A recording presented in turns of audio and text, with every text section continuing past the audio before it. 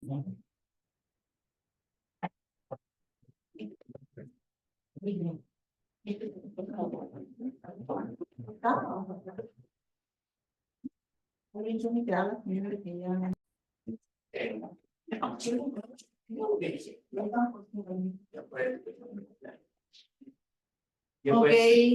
buenas noches, bienvenidos todos a la presentación de lo que ha sido la experiencia del proyecto Cultura, un Derecho para Todos, en nombre del equipo de investigación-creación conformado por Germán Díaz, Samantha Romero, Alison Reinel, Leo Gutiérrez, que ha sido un enorme colaborador del equipo, y en mi nombre personal, Marta Pacheco, quiero agradecerles a los presentes por estar un viernes a las 7:00 de la noche para escuchar lo que les tenemos que contar. En primer lugar, quisiera agradecer a los organizadores del evento por haber considerado que nuestra propuesta era digna de estar con todo el conjunto de propuestas que se están compartiendo estos días.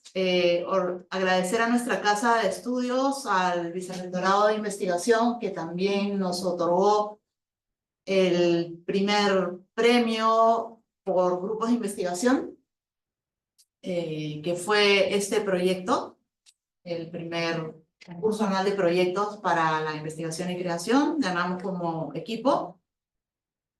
A nuestro departamento de gestión, a la Facultad de Gestión, que de una u otra manera nos han estado apoyando y sosteniendo en estos 2 años que hemos recapitulado que ha durado la experiencia.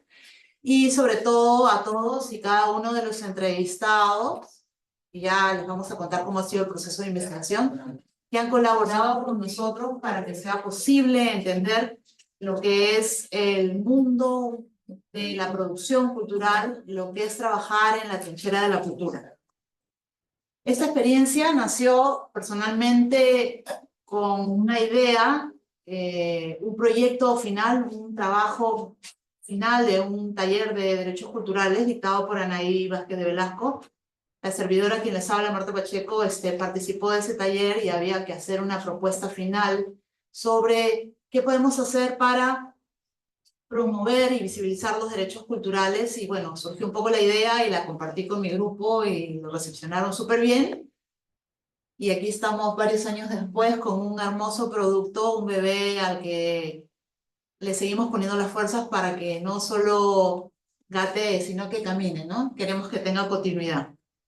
El grupo de investigación ha sido súper importante para hacer el esfuerzo que ha sido traducir el lenguaje de los derechos humanos, y dentro de los derechos humanos, lo que son los derechos culturales, que es un lenguaje de organismos internacionales, legal, con muchos documentos que suenan muy abstractos y donde no parecería estar presente la idea de cultura que todos conocemos, al lenguaje escénico clown, cosa que van a explicar mis compañeros mejor que yo, compañeros mucho más jóvenes que yo, mejor que yo.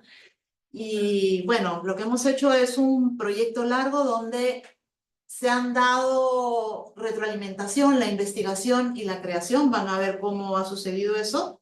Y vuelvo a insistir en la idea de traducir un lenguaje tan abstracto a una propuesta artística o comunicativa concreta, que lo que trataba era de visibilizar esos derechos en un lenguaje lúcido, pero también satírico, alegre y cercano.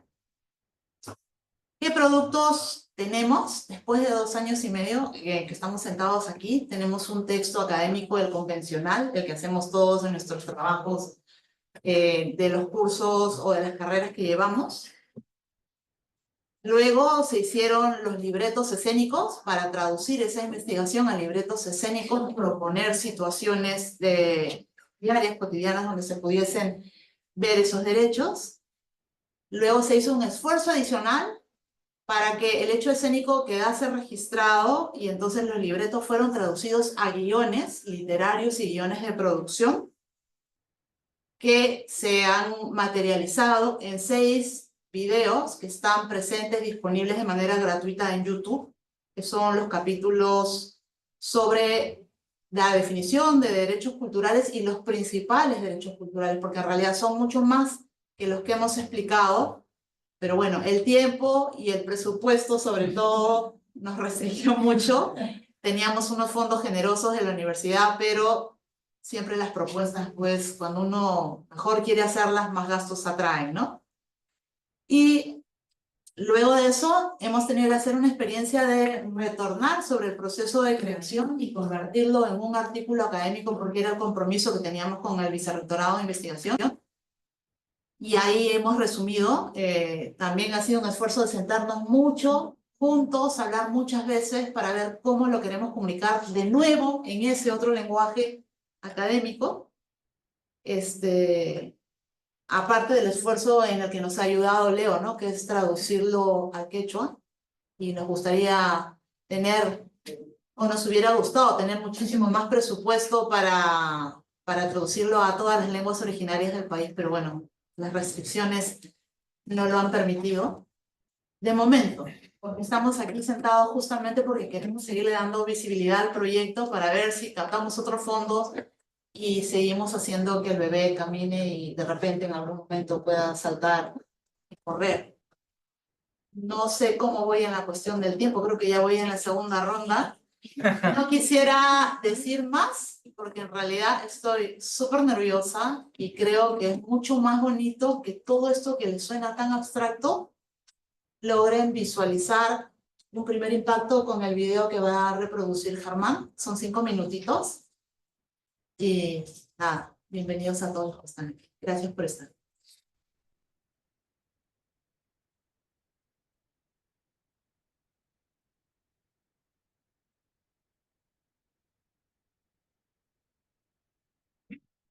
Se va a reproducir, es el capítulo 1, ¿verdad? Sí, es el capítulo 1 y bueno, es el reggaetón cultural.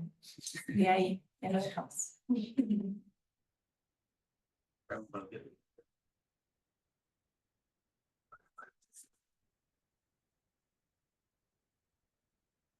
Testimonial. ¿Todo eso hice? ¡Qué capa soy! Porque aquí la diversidad no es aceptada. ¡No! Aquí la diversidad es celebrada. ¡Ay! ¿Qué es eso?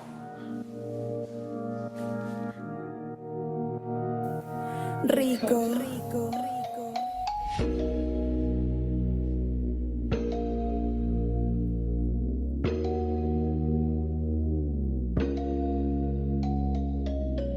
Para ti, bebé, el reggaetón cultural. ¡Qué cool! Infórmate. El derecho cultural es esencial para ti y toda la humanidad. Tú me quieres, yo te quiero, eso es verdad. Pero ¿qué pasa con todos los demás? La sociedad no te debe marginar. Tu identidad eres libre de expresar. Si tú hablas quechua o aymara, shipibo, sheninkawahuajún. Si tú cantas la flor de retama, si te gusta tu papita con atún. El derecho te ayuda a todo eso, a que nadie te falte el respeto. El derecho cultural es acceder, participar, contribuir, entender que tú eliges la vida cultural y la puedes expresar con libertad. Aquí la diversidad no es aceptada, aquí la diversidad es celebrada. A continuación te voy a leer los derechos que tú tienes que saber. Derecho a la identidad cultural, eso que tú decides, no tu mamá. Aquí la diversidad no es aceptada, aquí la diversidad es celebrada.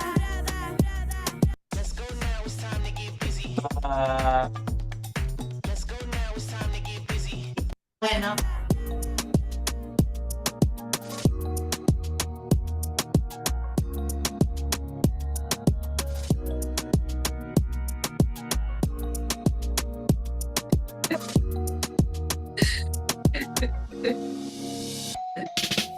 Tienes derecho a la información en el idioma de tu elección.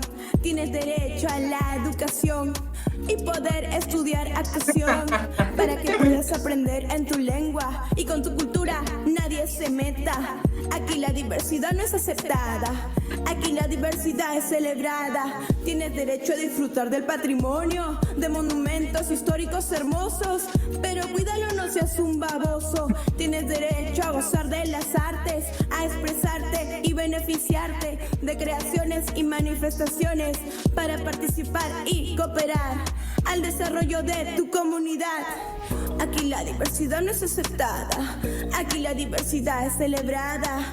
La cultura es un conjunto de rasgos distintivos, materiales y afectivos, de tradiciones, creencias y estilos. Es comer tu pachamanca 3 sabores, es amar todo lo peruano y entender que debe ser valorado. Eso es, yeah.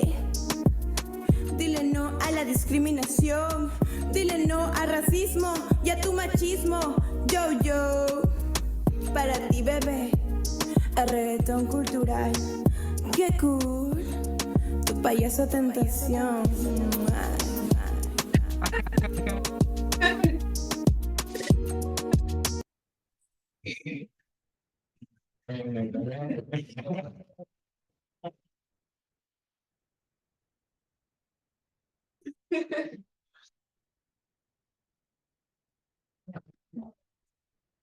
Continuación, una vez que han visto el video y que me congratula saber que produce el mismo efecto y la misma emoción que nos trae a nosotros, pasaríamos a la segunda parte de la presentación, que es ¿cuál es el aporte del arte y del clown? Germán y Samantha nos van a contar eso y escúchenlos porque saben mucho del tema. Bueno, ok.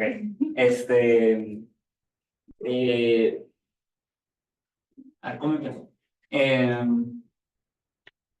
Claro, con Samantha, digamos, nosotros tenemos un background de, claro, ser gestores culturales, pero también a su vez somos artistas. Entonces, este es un proyecto que de todas formas nos permitió unir esos dos grandes campos en los que estamos.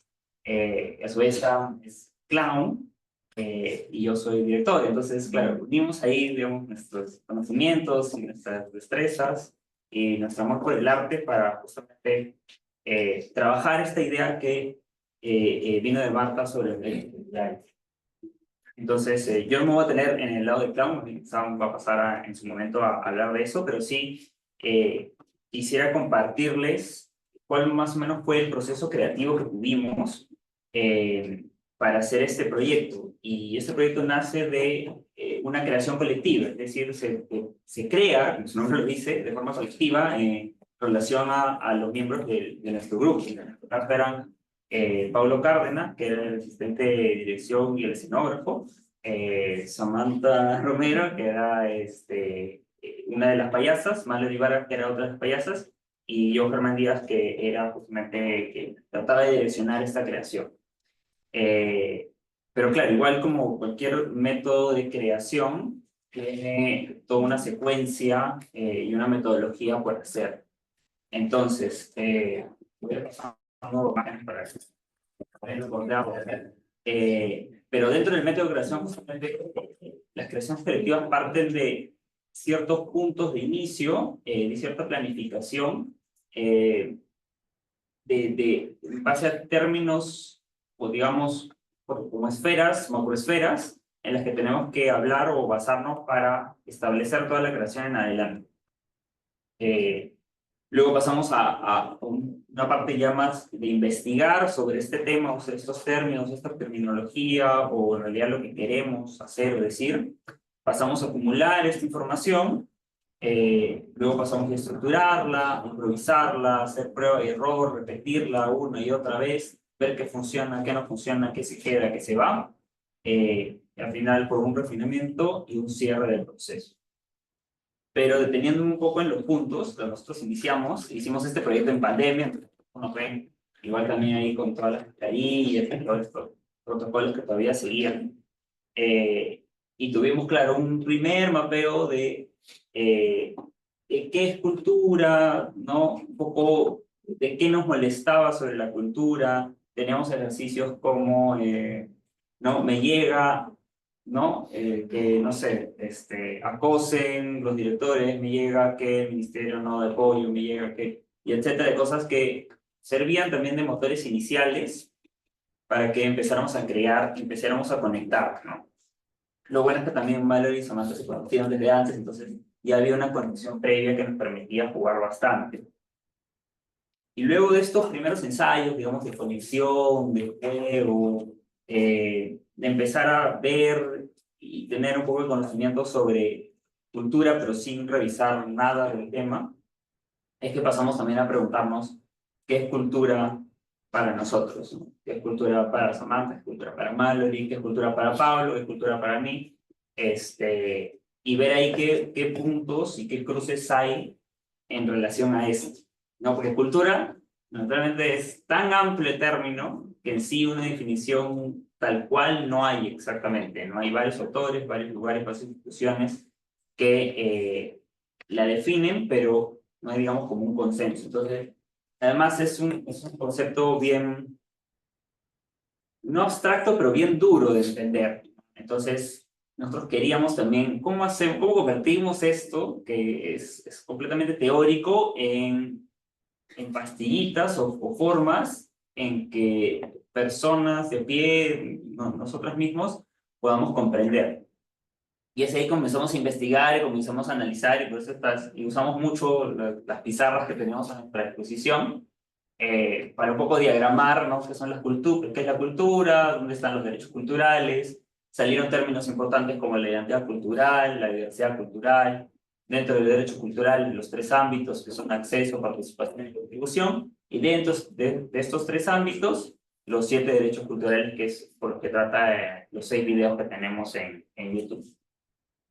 Y a su vez también pasamos a hacer una suerte de mapa memoria, ¿no? Porque igual cada uno tiene su cultura, su identidad, gracias. Entonces, dentro de un mapa es también de dónde vengo, ¿no? De dónde es mi familia, dónde tengo mis instituciones, dónde tengo parientes, y efectivamente cómo me identifico en un lado u otro. A partir de toda esta información, es que nosotros pasamos también a leer un montón, ¿no? Porque no podemos también crear desde la nada. Teníamos que informarnos realmente en base a autores, diferentes autores, diferentes reportes, diferentes informes y memorias sobre la cultura, sobre los derechos culturales, que era lo que en realidad, lo que teníamos que enfocar todo el proyecto. Y entonces, toda esa información grande la traíamos en una pizarra y escribíamos, ¿no? Lo más relevante. Entonces, por eso también pueden ver acá en esta pizarra, ¿no? Y, por ejemplo, ¿no? El derecho a información y comunicación, derecho a recibir información libre, pluralista, ¿no? Y luego, ¿qué entendíamos al respecto, ¿no? Y cómo lo relacionamos con nuestra propia vivencia, o también conversamos con agentes culturales, tenemos entrevistas por otros agentes culturales de diversas partes del Perú, para que también nos cuenten cómo ellos entendían y vivían la relación con sus propios derechos culturales. Entonces, toda esta información, luego de pensarla, pasamos a improvisar bastante, y esas improvisaciones, algunas también quedaban, algunas no, y luego lo estructurábamos en justamente una suerte de... La macroestructura fue un programa cultural. Queríamos que todo esto se base en un programa cultural, así como voy y veo, no sé, por ahí un nombre específico de un programa cultural, pero algo de, no sé, de Canal IP o algo así. Como los programas de concursos, fue por ahí. Como los programas de concursos.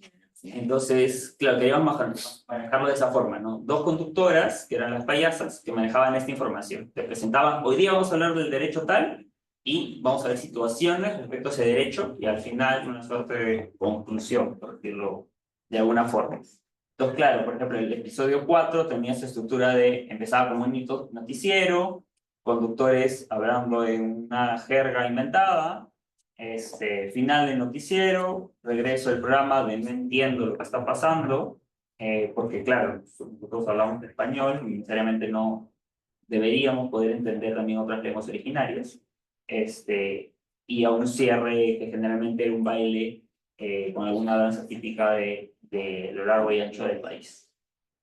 Entonces, todo este proceso es, digamos, lo que tuvimos por varios meses, y que eso terminaba todavía en guiones, eso también lo escribíamos, generábamos una dramaturgia, y terminaron unos guiones escénicos que luego tenían que convertirse a un lenguaje audiovisual. Entonces también tuvimos contacto con personas del mundo audiovisual, una directora audiovisual, una directora de foto, una persona encargada del sonido, una persona encargada de la escenografía, del arte, del vestuario, etcétera, etcétera, etcétera, porque teníamos que convertir este hecho escénico en 6 videos para YouTube. Entonces también ese era convertir este lenguaje que teníamos a otro, y también que este lenguaje permita que se entienda lo que queríamos decir, lo que estábamos forjando y lo que estábamos escribiendo en esta dramaturgia. Creo que no me falta nada, aparentemente. Pero sí, como conclusión, es importante, al menos en este método de creación, la planificación que siempre está, la parte de investigación que tuvimos para poder entender todos los elementos relacionados a los derechos culturales, acumular toda esta información y luego hacer improvisaciones, ejercicios, mucho juego, y poder, digamos, desmenuzar toda esta información teórica en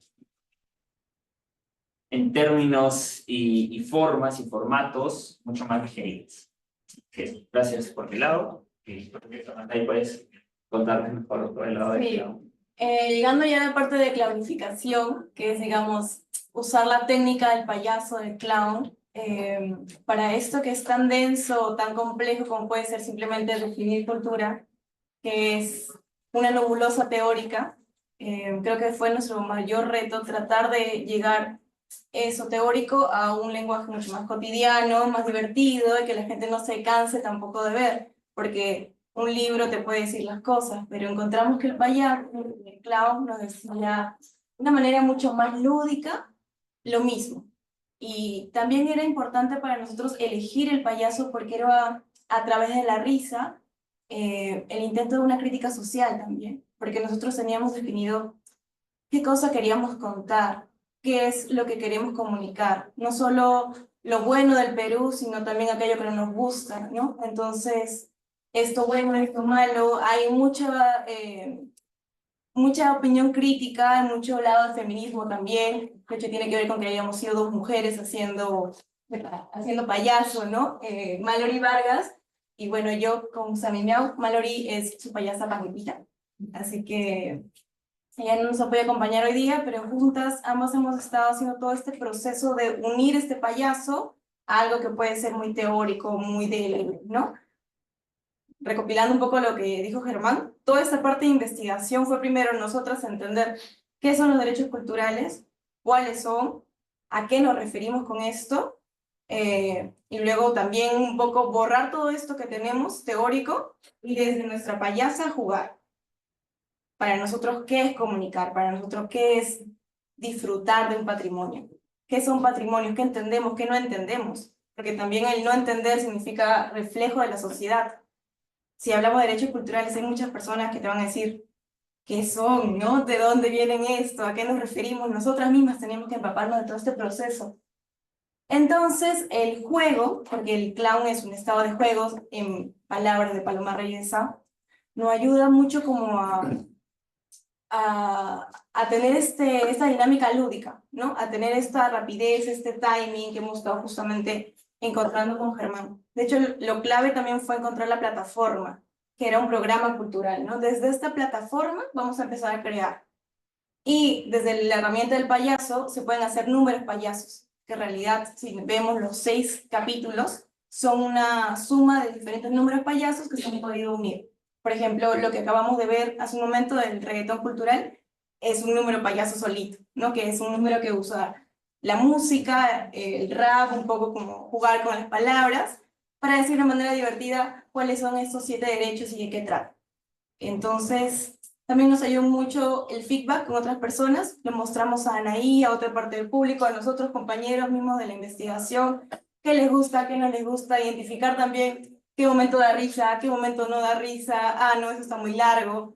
Porque lo que teníamos también un poco de miedo era que caigamos en la adoctrinación, ¿no? Que esto sea como, vamos a enseñar de qué trata esto, que es lo que menos queríamos, sino llegar a algo mucho más cotidiano, ¿no? De qué se trata en realidad este tipo de derecho, cómo contribuimos en nosotras. Y como el payaso, pues es en realidad uno mismo, en un estado completo de juego, hay mucho de nosotras dos, ¿no? Hay mucho de dos mujeres que están haciendo reír, que están riéndose de las cosas que les gusta, de las cosas que no les gusta, y también mucho de Germán, porque hemos estado haciendo bocetos de números. Hay números que han salido muy rápido, como lo del reggaetón cultural, que mi proceso fue, yo lo escribí, y escribí algo que rimaba, seguí escribiendo, encontré un beat y empecé a jugar con eso. Y tuve un párrafo, luego hice 2, luego hice 3, y de pronto quedó como un número de reggaetón cultural, ¿no? Que salió así. Puede ser que salga así, como puede ser un número que cambie totalmente. Por ejemplo, el número de Mallory que canta, que hace una danza de Flor de Retama, inicia como un encuentro de comunidad, como una pachamama, una celebración hacia la Madre Tierra, que ella lo propone, pero ese número se transforma total y terminamos viendo Flor de Retama y tratando de darle a Flor de Retama otro tipo de... sin perder la simbología, lo que significa, pero dándole un valor más, ¿no? Dándole también este juego del payaso. Porque la coreografía. Con una coreografía, porque hubo un número también de danza contemporánea, aprovechando que los talentos de Mallory también, que ella es bailarina profesional. Entonces usamos muchos talentos de nosotros. Hay números que salen por que se experimentó ese día un ensayo. Recuerdo que lo del noticiero sale por el juego del Giveage. Entonces, también, ¿qué nos gusta del Perú? ¿Qué nos gusta de las artes, no? Y en esta esquematización que teníamos con las pizarras, empezábamos a jugar y a probar cada número. Hay números que son iguales, como se crearon, hay números que han mutado, hay números colectivos, pero en realidad ha sido todo un viaje de descubrimiento, usar esa teoría del payaso para hacer algo que es muy, muy complejo, porque entender incluso solamente qué es cultura nos demoró casi como 3 meses, creo, ¿no? Solo el número del primer capítulo de entender qué era cultura, porque queríamos definir algo muy, no muy complejo. Y creo que aquí es importante también tener claro qué cosas consideramos y qué cosas no consideramos como cultura, ¿no? Hasta dónde entran esos límites. Bueno, sí, ahí estamos viendo también la parte de las grabaciones. Los guiones finales son una parte que han mutado, porque al inicio se tienen bocetos, luego hay críticas, se va reconstruyendo estos bocetos hasta el último, que luego esto pasa por un cambio hacia lo audiovisual, pero siempre dentro, cuando ya se vienen a grabar cosas, incluso también hay algunos cambios. Entonces hasta el final ha habido cambios de texto. No sé si hay alguna fotografía más.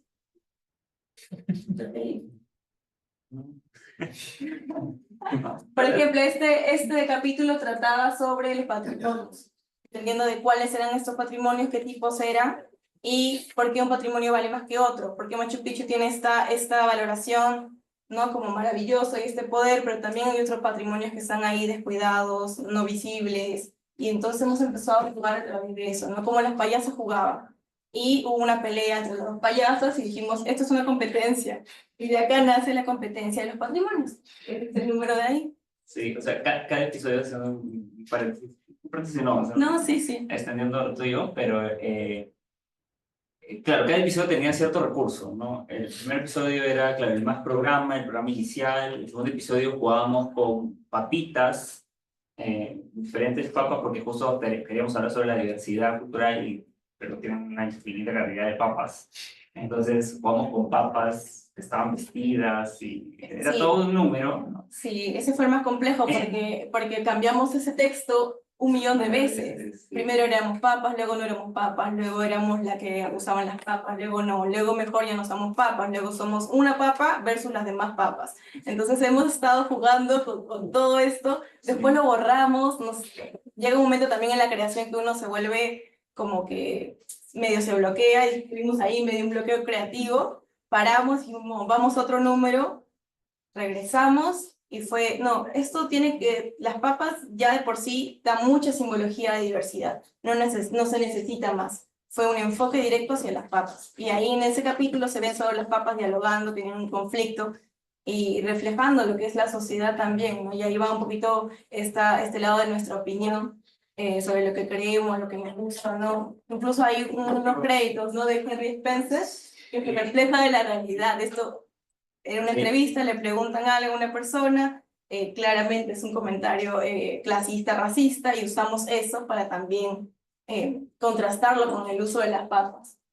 Sí, O sea, parodiaron la situación, Sí. pero con papas. Lo divertido del clown también es eso, que tiene esta capacidad de poder parodiar, ridiculizar aquello que no nos gusta, aquello que es digamos, al opresor, ¿no? Si no nos gusta, digamos, el elemento machista, pues jugamos con eso y ridiculizamos esa parte. Jugamos con eso, ¿no? De repente con el Estado mismo, ¿no? Que hay el Perú y no sé cuánto, y al final hay pocos fondos, no hay un apoyo tan grande a la cultura, y jugamos con eso. ¿Qué pasa si un día nos quedamos sin ningún recurso? Y el último capítulo habla de eso, es una crítica muy fuerte hacia los recursos que el Estado brinda para tener y disfrutar de los propios derechos culturales. Entonces, en ese capítulo nos quedamos, se llevaron la escenografía, las cosas, y jugamos con eso, ¿no? Jugamos con el qué hacemos cuando no tenemos nada. Porque es lo que pasa en la realidad, los proyectos culturales se autofinancian, hacemos casi magia para que podamos llegar a la realidad, se puedan cumplir. Y bueno, en este proceso, en este proyecto, también yo tuve el rol de producirlo. Así que he tenido como estos dos lados artísticos y de producción, que ha sido todo un parto, porque una cosa es tener la idea, otra es la parte creativa, pero otro es cómo hacemos que estos dos lleguen a hacerse realidad, ¿no? Y este proceso, si tú no lo coordinas con cosas logísticas, sin el presupuesto, con la misma universidad, con entidades para difusión y todo, al final no se llega a concretar. Entonces sí es algo que tienes que mapear bastante bien. Pero nada, este ha sido el proceso, digamos, de claunificar lo que fue la cultura y los derechos culturales. Gracias, Samantha. Nunca termino de estar sorprendida. En esta tercera parte nos toca a Alison y a mí presentar la otra vuelta, porque estaba pensando de lo que decías, ¿no? Que ustedes han estado jugando con las ideas, han estado jugando con las situaciones, han estado jugando con su memoria, con las cosas que son significativas para ustedes, culturalmente hablando, ¿no es cierto?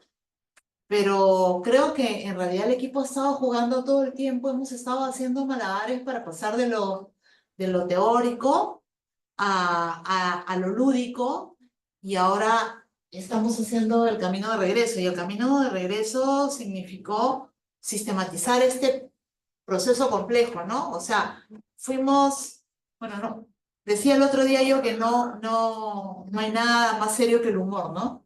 Sí. Para mí, de verdad, o sea, es dificilísimo hacer humor, lo tengo claro, ¿no? Pero, o sea, este esfuerzo ha sido de documentos fríos pasar a situaciones graciosas e irreverentes que pueden ser comunicadas, y de ahí tenemos que volver nuevamente al lenguaje de la investigación y sistematizar ese proceso tan complejo y tan rico, y con una trastienda tan complicada como ha sido no solamente lo administrativo, en términos de entendernos con el lenguaje económico y los tiempos de nuestra amada universidad, ni lo logístico, sino también todo el componente humano, ¿no? O sea, como ustedes más jóvenes, más creativos, como yo, más mayor, con la parte más de investigación, pero nos hemos estado tirando la pelota y hemos estado jugando, pues porque yo les tiré la pelota desde lo teórico para que ustedes lo volvieran creativo, y ustedes me volvieron a tirar la pelota, y felizmente ahora estaba Alison con nosotros, ¿no? Y lo hemos vuelto a convertir en un producto académico, y eso ha implicado horas, tiempo, esfuerzo. Ustedes estuvieron encerrados 2 días en un estudio de Surquillo para poder grabar, porque así lo marcaban las circunstancias de producción. Yo no podía ir porque en mi casa mi mamá estaba con COVID y yo no sabía si tenía COVID. Llamadas, WhatsApps, teléfonos, reuniones en Zoom, sentadas a leer juntos los textos para sacar una versión en común de lo que estábamos entendiendo. Y la capacidad de no rendirnos, porque ha habido momentos en que de verdad yo personalmente estaba abrumada por muchas cosas, estoy seguro que ustedes también por las suyas. Y seguir buscando y seguir insistiendo, persistir, ¿no? Y buscar amigos y compañeros como Leo. Y Alison les va a contar mejor, porque me estoy llevando el tiempo cuando ella puede contarlo mucho mejor. No, no, bueno, gracias Martí. Bueno, yo les voy a conversar acerca de la sistematización para diseñar, más que diseñar, para realizar ese producto de investigación académica. Primero, situarlos, cuál fue mi rol. Yo fui del tren de la diversidad, el último vagón que me uní, literal. Pero fue un proceso, personalmente hablando, muy retante, pero muy divertido. Mi misión era poder sistematizar la información que era muy rica, desde donde lo vieran, y había mucha información, pero ¿cómo empezar, no? Aquí ya Sami y Germán comentaron estos dos conceptos tan importantes de la investigación, que es el lenguaje cloud, el proceso colectivo y lo que conllevó, pero ahora desde los términos de la investigación, ¿cómo poder tomar ese registro y convertirlo en conocimiento para que quede transcrito en este artículo? Bueno, primero era entender que este es un proceso acumulativo, ¿no? El proceso de creativo, colectivo, no implicaba que iba a haber un inicio.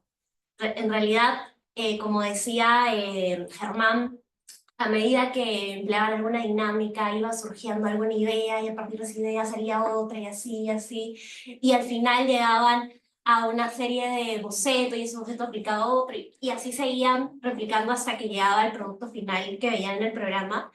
Pero desde mi perspectiva, que tenía que sistematizar cómo empezaba, ¿no? De dónde me agarraba para poder ordenarlo y que eso pueda tener una secuencia.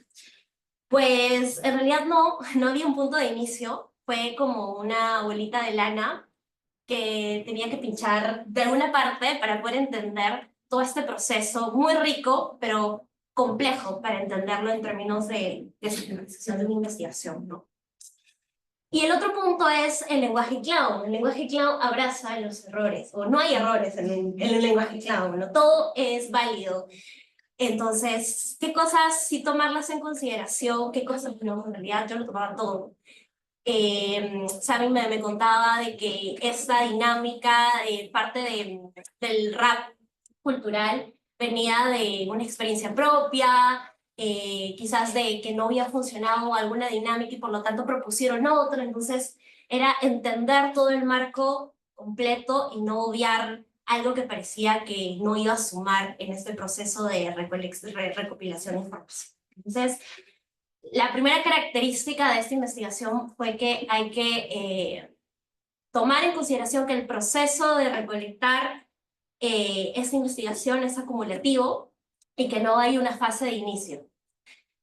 Segundo criterio, que ahora que recién estoy como que dando en cuenta de lo que fue ese proceso, fue tomar en cuenta la reflexividad de los participantes, ¿no?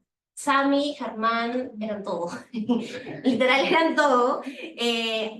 La actriz, el director, investigadores, logísticos, todo. Entonces, ¿cómo poder identificar sus funciones y ser conscientes de la posición que se encontraban en la lectura de esa investigación-acción, ¿no? Para mí fue un gran reto también, porque yo les preguntaba, ya, pero para esta dinámica, ¿alguno de ustedes tenía un rol? No. Todos aportábamos y salía de este proceso colectivo, ¿no? Entonces, ya, partía de que era un proceso acumulativo, que el rol no era estático, que iban cada uno tomando una posición, y que eso era parte de lo rico de esta investigación, ¿no? Entonces, Otro punto importante es tomar en consideración ese tipo de investigación, que es la investigación-acción, el cual va a implicar una reflexividad constante, ¿no? Por parte de todos los participantes. En su caso, pone en jaque a Sami y a Germán, porque ellos han sido, pues, los multifacéticos. En mi caso, yo fui la mirada tercera, así que quizás yo por ahí les decía desde mi perspectiva de un sujeto que no ha sido parte del proyecto, ¿no? Mi experiencia y cómo yo lo veía, y creo que por eso ayudó un poco a que la sistematización sea un poco menos compleja, ¿no? Y el tercer punto de este proceso de investigación fue el registro, que era muy rico. Teníamos los microprogramas, teníamos los making of, teníamos los bloopers, teníamos las bitácoras, o sea, había información, ¿no? Pero ¿cómo registrar, cómo leer ese registro? ¿Cómo armar ese rompecabezas? Porque todo era producto de un porqué. Para que aparezca ese número era porque había un proceso previo, que era a partir de una dinámica que salió con una palabra y que ahí fue acumulándose, y todo era como un laberinto que empezaba con alfa y terminaba con zeta, ¿no? Entonces, era tratar de seguir ese camino de juntar todo ese material muy rico, pero para llevarlo a una sola lectura que nos conllevó a este proceso final de redacción del artículo. Y bueno, finalmente llega esta última etapa, que es la divulgación. El reto era poder producir un artículo académico con las características de que sea arbitrada e indexada, y eso fue otro reto más, ¿no? Porque ¿qué revista postular y cómo saber si nuestro enfoque, nuestra investigación iba a ser aplicable, ¿no?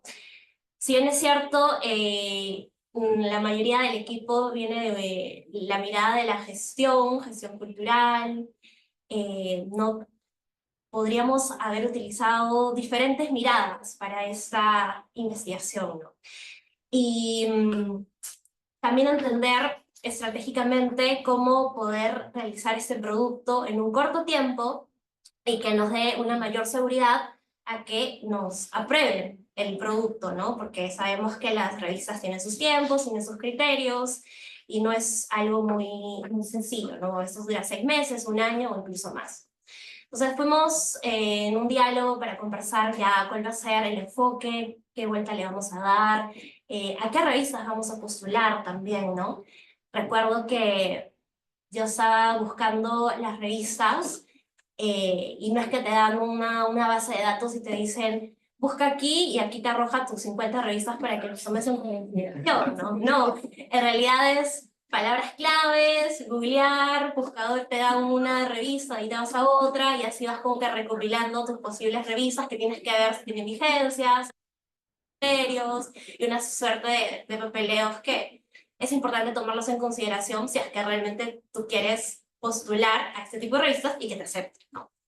Entonces, todo esto lleva pues a tener una serie de 5 posibles revistas académicas, pero el tema también era cómo le damos el enfoque ideal para que sea aceptado nuestro artículo, ¿no? Porque cada revista tiene un enfoque que prioriza. Y bueno, entre debate 1, debate 2, decidimos reflejar la experiencia misma de diseñar este proyecto, ¿no? Porque tanto Sami, Germán, Martí habían reconocido que era muy retante y que todo lo que habían puesto en esfuerzos era digno de colocarlo en una hoja y que esto lo conozcan más personas y que tratan de replicarlo de diferentes maneras, ¿no? Porque es un aprendizaje que hay que compartirlo. Como ha dicho Sami, como ha dicho Germán, no ha sido nada fácil, y si queremos que la gestión cultural se siga replicando, pues hay que compartir este conocimiento. Entonces, eso fue lo que nos guió a que esta investigación académica tenga esa mirada, que cuente la experiencia que llevó desde lo que es el proceso colectivo y el lenguaje clown para hablar acerca de la diversidad cultural a ese público. Y bueno, eso fue el enfoque final que tiene la investigación. Y dentro de las revistas, una es la revista antropológica, que de hecho es la revista de la Facultad de Ciencias Sociales, de Antropología de la PUC. Consideramos que era adecuado postularla ahí porque reflejaba también nuestros intereses de contar las experiencias, ¿no? Una disciplina como la antropología abraza metodológicamente el poder que tiene hablar de la propia experiencia del investigador, y eso pues puede seguir produciendo conocimiento. Así que en líneas generales, este es como que el proceso de sistematización que fue en tiempos, un año.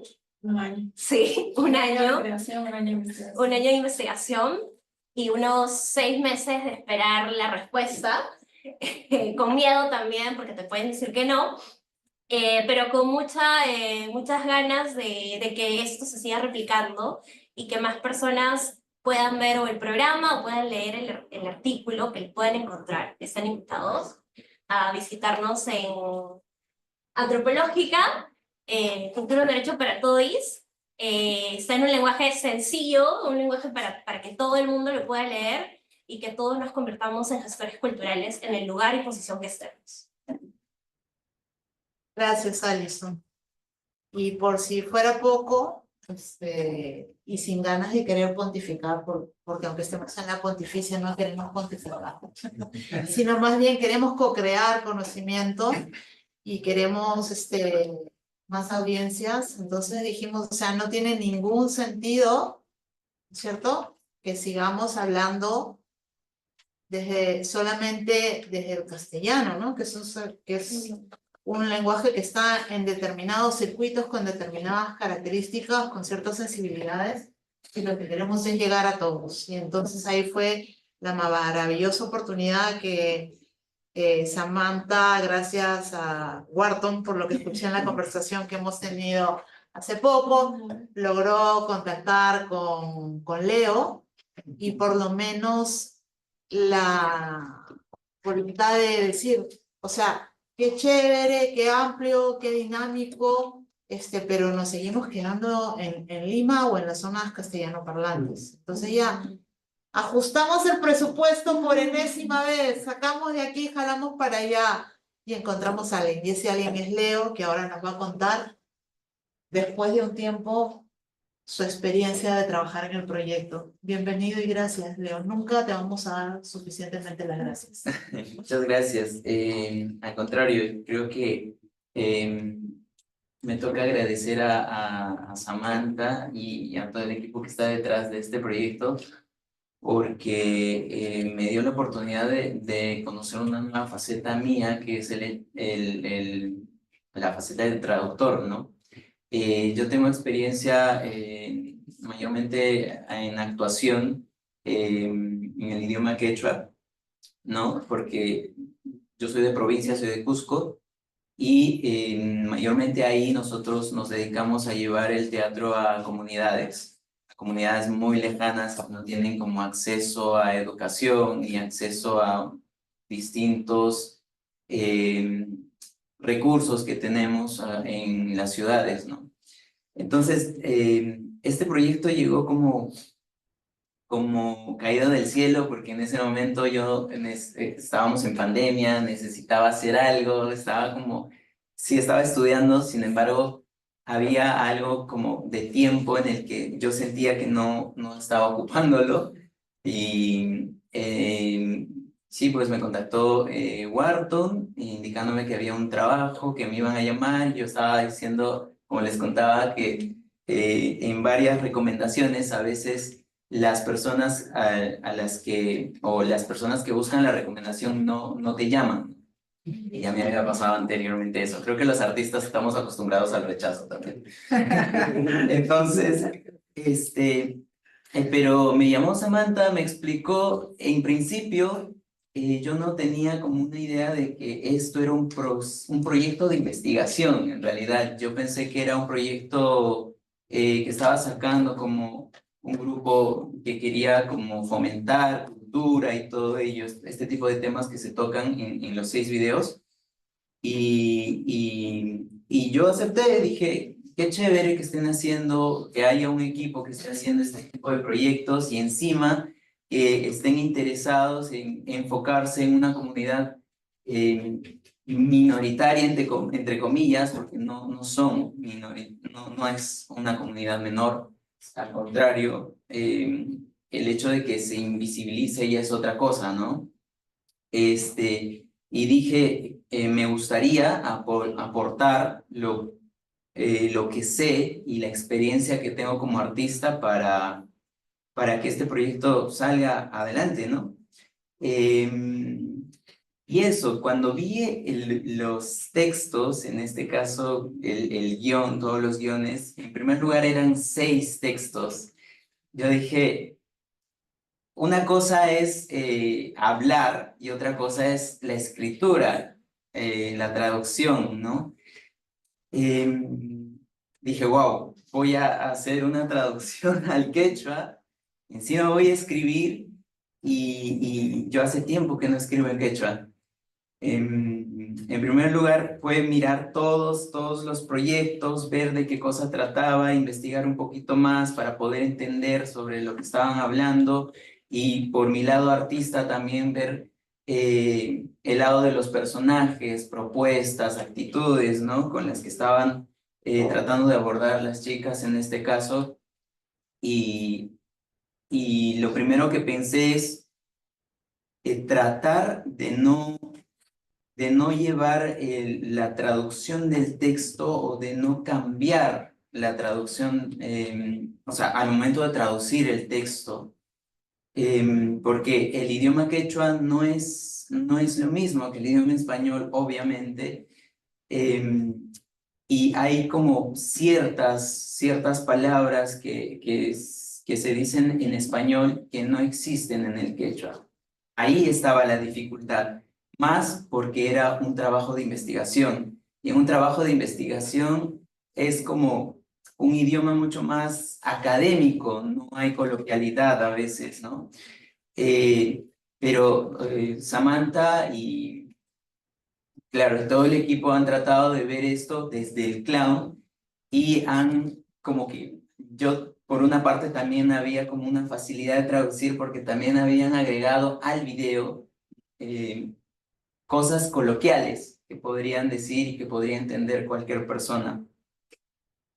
Y eso, o sea, mi trabajo el proceso fue tan gratificante y al mismo tiempo retador, porque por eso mismo, porque yo tenía miedo, uno, de que se tergiverse cierta información, hay una anécdota que tengo, que es en el momento de traducir el rap, hay cosas que no existen en el quechua. Por ejemplo, había baby en inglés y yo decía, o sea, estoy traduciendo inglés al español para traducir del español al quechua. Y había, creo que brother en algún punto de y uno cuando traduce canciones tiene que respetar el ritmo de la canción y hay algunas frases que son así de chiquitas, en el quechua se vuelven así de grandes. Entonces, como uno hace que toda esta oración se reduzca así para que pueda entrar en el ritmo, en el tiempo de la canción, ¿no? Porque si bien es cierto, son subtítulos que podrían, a mí yo siempre me decía, a mí me gustaría leer los subtítulos al mismo tiempo que lo está cantando o que lo está diciendo la persona. Lo mismo pasaba con todos los diálogos. Habían diálogos así súper grandes del español que al quechua se traducían así, porque a veces tenía que omitir ciertas palabras. Y en eso también agradezco mucho al equipo porque me dieron mucha libertad para poder realizar la traducción, cosa que algunos grupos no te dan, ¿no? Porque están en constante revisión y están que ellos también quieren como tener este cuidado académico dentro de este tipo de trabajos. El idioma quechua para mí es demasiado importante ya que es mi lengua materna. Se podría decir, o sea, yo en primera instancia aprendí a hablar español. Sin embargo, también me crié con mis abuelos, que viven en comunidad. Y mi mamá constantemente me hablaba en quechua porque ese era su idioma materno y su idioma original. El proyecto para mí fue gratificante porque estaba siendo parte de algo que podía llegar a comunidades que a mí me hubieran gustado que lleguen, ¿no? Que es al quechua. A veces también me preguntaba, no sé si hay una exclusividad con el quechua porque estamos haciendo de lado los demás idiomas, sería muy bonito traducirlo a los demás idiomas. Sin embargo, también decía, tenemos como muchas imposibilidades que se presentan y no nos dejan lograr ese objetivo, ¿no? Y eso, o sea, es gratificante haber participado porque al mismo tiempo estamos aportando a la visibilización de una comunidad que siempre, en todo momento, está como minimizada, reprimida, no tiene varios accesos que, si bien es cierto, acá teniendo dificultades, tenemos muchos accesos, mucho más accesos que las comunidades quechohablantes y las otras comunidades que tienen otros idiomas, ¿no? Pertenecen a otros idiomas. Y hacer este trabajo es como un aporte, si bien es cierto, mínimo, es importante, porque eso hace ver al mundo que, a pesar de ser un grupo pequeño, somos personas que sí tenemos en cuenta estas comunidades que están siendo invisibilizadas, ¿no? Y en todo momento como maltratadas desde muchos aspectos. Eso sería. Gracias, Leo. Creo que una confesión es que al equipo nos hubiese encantado que se hiciese doblaje, ¿no? En realidad, pero no había plata. Pero quién sabe ese futuro. Y otro sueño del equipo también, y lo dejo flotando, era que en realidad que los guiones fuesen guiones base, que planteasen situaciones, pero que esta misma lógica pudiese ser asumida, ¿no? Y ahora pienso si de repente con esa misma idea, con esa misma estructura, desde las comunidades podrían construir en este proceso de creación colectiva sus propias situaciones clown y trabajarlas en quechua y bueno, quizás en todas las lenguas, y que seamos nosotros que tengamos que hacer el esfuerzo y que seamos nosotros los que tengamos que leer los subtítulos, y esa sería la situación ideal para mí. Y bueno, no sé qué más decir, no sé si alguno de los miembros quiere añadir algo. Sí, como para poner en imagen y sonido, en el lenguaje audiovisual, el trabajo que ha hecho Leo y todo el esfuerzo de traducir, y también hablar sobre el valor de la comunicación como derecho cultural, pues vamos a presentar el capítulo que habla justamente de este tipo de derechos.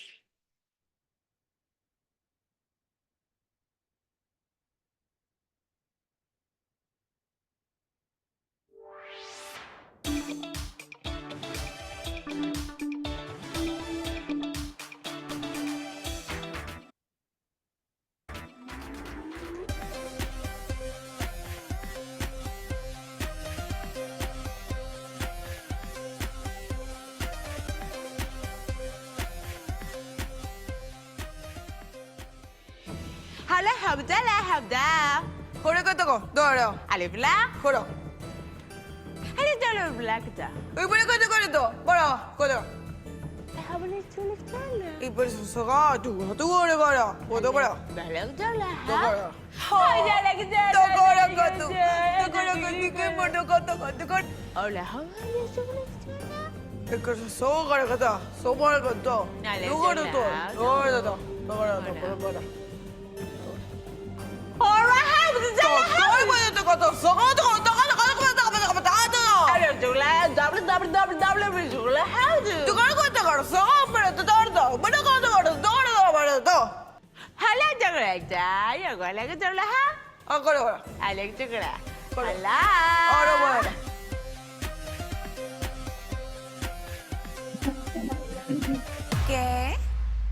¿Aprendiste algo? ¿Por qué no estaba en español? ¿Será que no les importamos? ¿Será que no saben que existimos? ¿Será que...? ¡Ay! ¡Sí soy real, tonta! Así se siente cuando no hablas español. Somos más de 4 millones de peruanos que hablan lengua materna indígena. Y las personas no entienden porque casi toda la información y comunicación está en una sola lengua.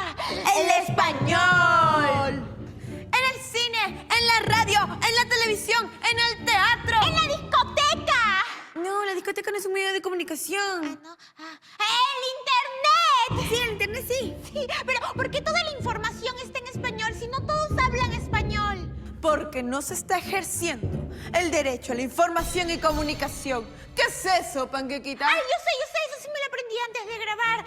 Es expresarte libremente, que puedas dar tu opinión y recibir información libre, respetando la identidad cultural, los derechos de los demás y la diversidad cultural.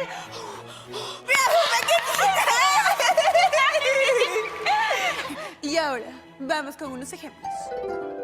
Por ejemplo, que puedas ver noticieros en tu propio idioma. Para que puedas entender, si no, ¿cómo vas a entender? Por ejemplo, si estás enfermito y vas al hospital y ningún doctor habla tu idioma. Porque en el colegio solamente enseñan inglés. ¿Qué pasa con las 47 lenguas originarias del Perú? ¿Qué pasa? Por ejemplo, ¿cómo vas a hacer un trámite en la RENIEC si nadie te entiende? Porque tener información en tu propio idioma te permite conocer diferentes culturas y así poder acceder a los derechos básicos, fundamentales del ser humano. Sí, y que puedas acceder a ella en cualquier medio de comunicación. Por eso tu programa favorito, te lo informa y te lo comunica. Disculpen, a nosotras no nos educaron en otra lengua originaria del Perú. Por eso estamos colocando subtítulos en quechua, porque queremos llegar al menos a una parte de los más de 3 millones de personas que hablan este hermoso idioma. Esperamos que más programas, noticieros, canales y medios de comunicación incluyan distintas lenguas en su información. Y esto fue... ¡Key Cultura Nispa! ¡Jipin Chispa, Derecho un Chismi! Y no se olviden de suscribirse a nuestro canal y darle click a la campanita. Y seguirnos en todas nuestras redes sociales como @soymiao, @panquequita. ¡Nos vemos!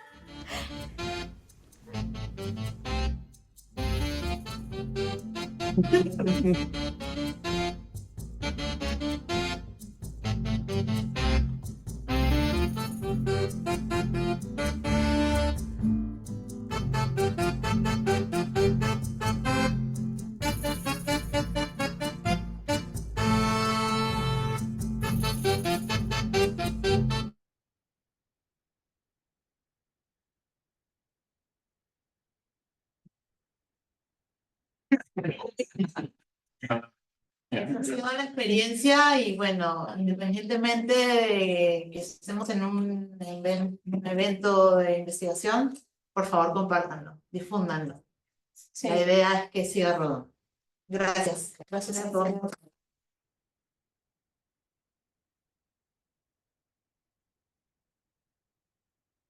Sí.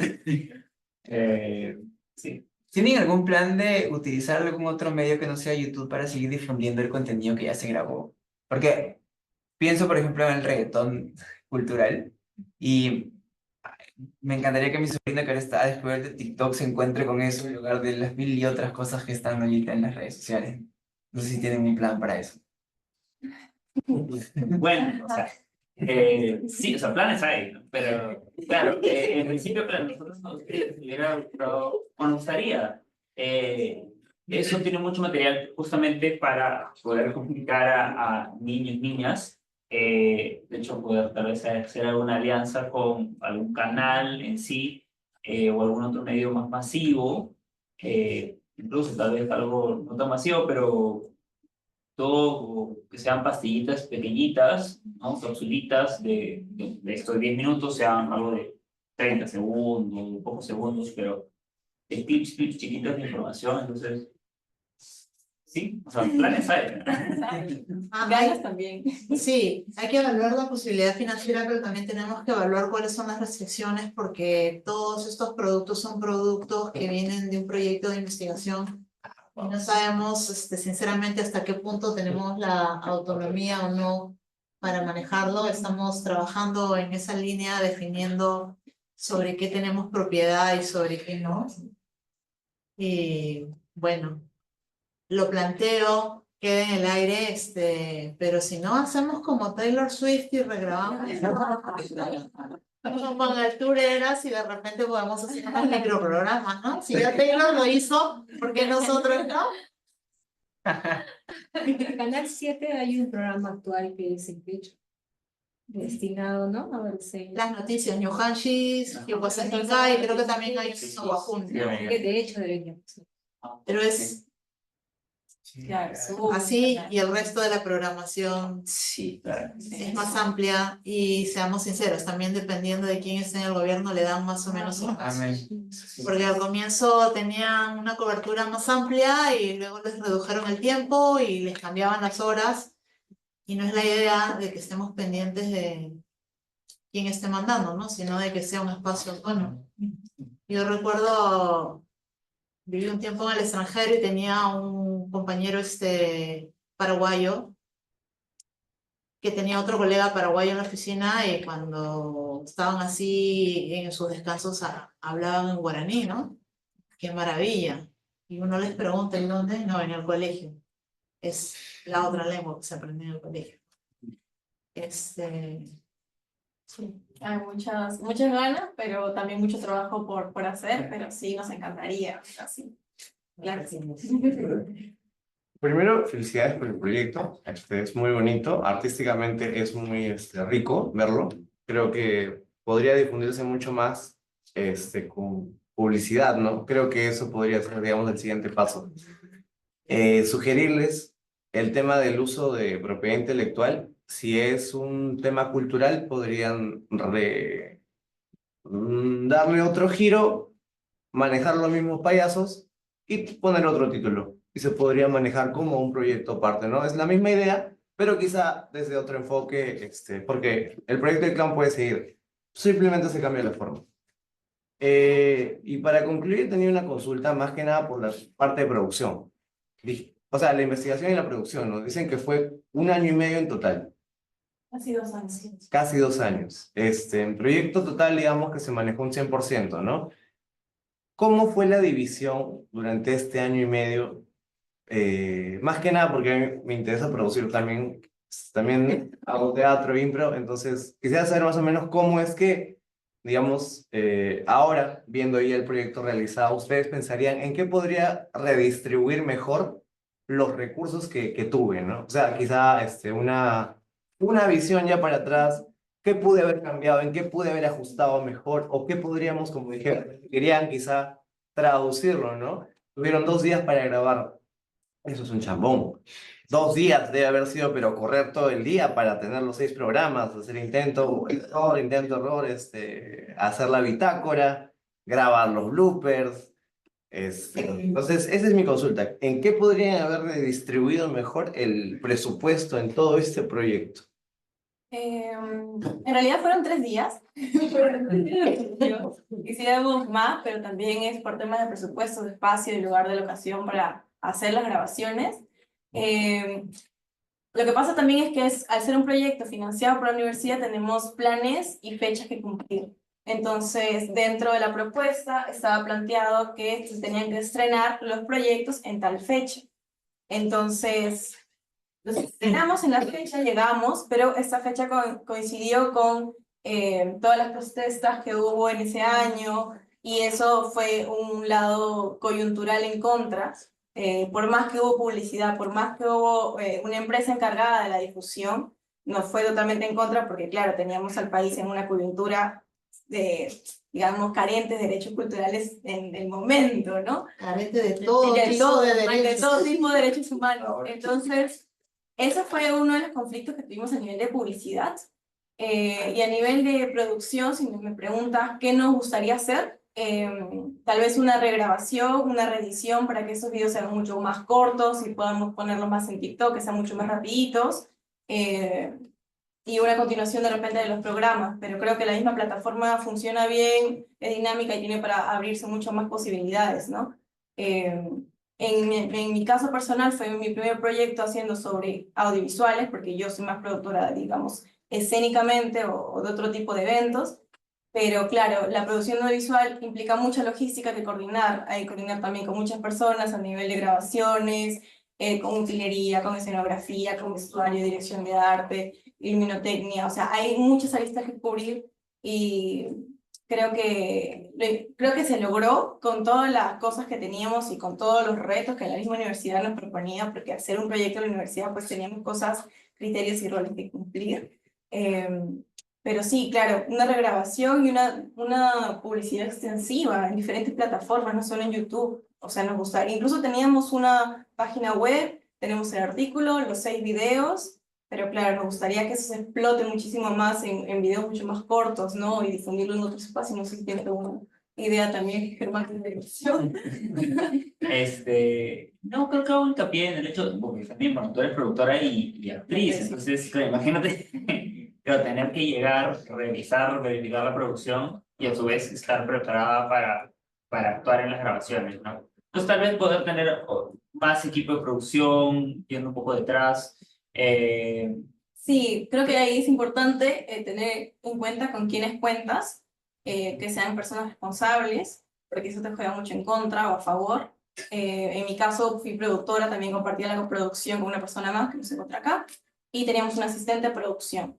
Pero en el caso de visual creo que en nuestro caso tendríamos incluso que necesitar 2 asistentes, porque habían cosas no solo de audiovisual, sino de escenografía, que también estábamos en la corre-corre, y siempre pasan cosas, siempre audiovisual te dice la pantalla verde de tal tamaño, y al final que no es de tal tamaño, que necesitan una más grande, el mismo de grabación. O sea, esas cosas pasan, y la postproducción, que también fue... Y todo el trabajo de edición que compartimos con Germán, de revisar cada capítulo, darle vuelta, estar pendiente de la persona de edición, darle seguimiento a esto, darle seguimiento a que la traducción también esté, darle seguimiento a la persona de CML, dar seguimiento a todo esto bastante complejo, pero creo que pues si volviéramos a hacerlo o si tuviéramos más presupuesto ahorita, el foco estaría en una reedición y una difusión muy extensa en diferentes plataformas.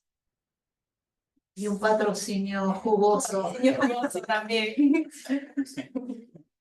Sí. ¿Algún otro comentario?